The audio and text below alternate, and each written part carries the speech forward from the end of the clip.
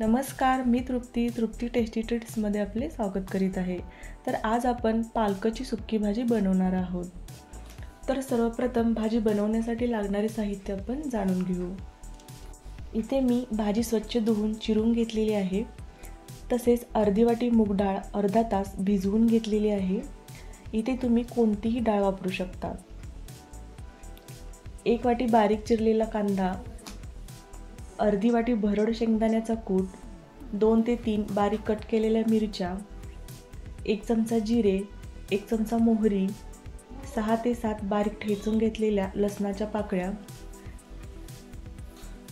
आता आपण भाजीला फोडणी घालून घेऊ। 1 चमचा तेल,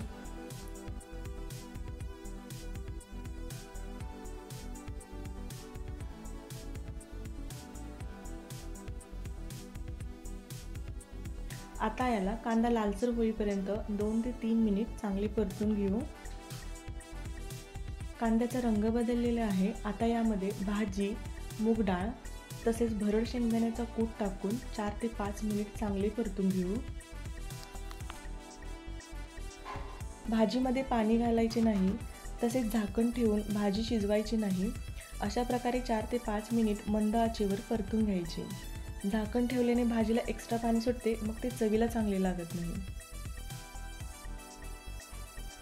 4 ते 5 मिनिट झालेले आहेत। बघू शकता भाजी किती मस्त झालेली आहे। तुम्ही नक्की ट्राय करा आणि व्हिडिओ आवडला असेल तर चॅनलला लाईक, शेअर आणि सबस्क्राईब करायला विसरू नका। थँक्यू।